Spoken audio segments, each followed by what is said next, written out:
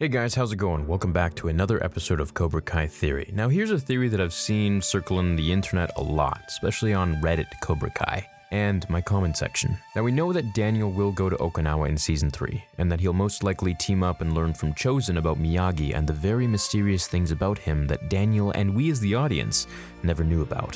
While that's all interesting, I'm here to give my thoughts on a theory that I've seen you guys talk about a lot, and give my take on how it could happen, but also how it can't. I honestly don't really see this happening, but that doesn't mean it isn't a cool theory to talk about. So the theory that people have is that Daniel will take Johnny to Okinawa. Now you might be saying to yourself, that's impossible, while others are totally behind the theory. Now Daniel is broken. We all know that he will need to find balance, and we also know that there will be a time jump in Season 3.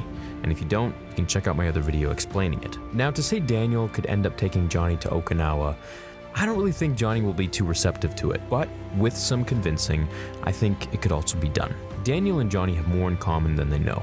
They're practically the same person. They want the same things for their students, like discipline, self-respect, and to learn karate, but their approach is just different. Normally, Johnny would scoff at Miyagi Do, but now that he is done with Cobra Kai, at least we can assume he is, maybe he's ready to learn another style of karate. Maybe he's now more receptive of other forms after Kreese has left a bad taste in his mouth regarding any association with Cobra Kai. As he said, "I created Cobra Kai. It belongs to me. Always has, always will." With the Cobra Kai door closed, a new one must open, and Miyagi Do may teach him the balance that he needs. Now, if he does go with Daniel to Okinawa, then it'll be a big culture shock for him, no doubt. I mean, the guy didn't even know what Facebook was. He will have to learn to adapt to the Okinawan way.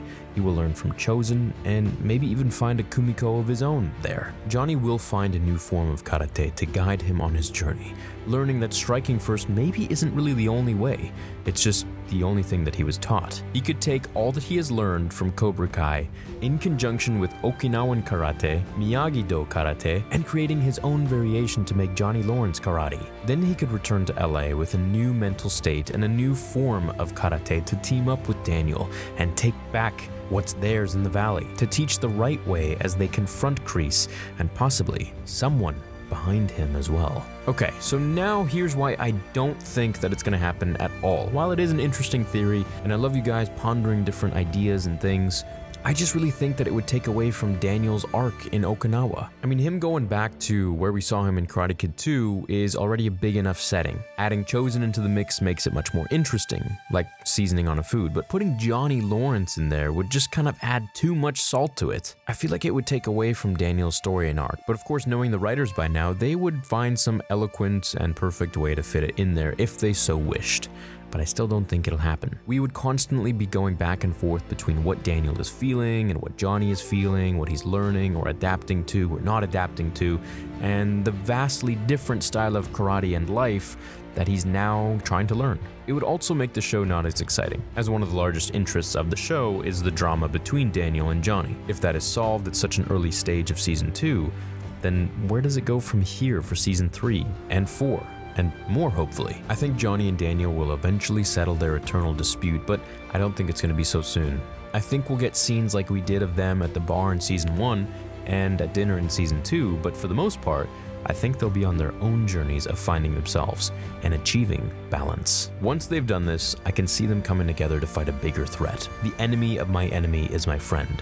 Kreese was always the top villain, or, the misunderstood villain, I should say. Throw Silver in the mix and maybe even Mike Barnes, and we have a real trio that will need more than just Daniel and Johnny on their own. They'll need to unite and settle their feud for the greater good of those they love. Imagine seeing Chozen randomly, when all hope is lost, show up in LA.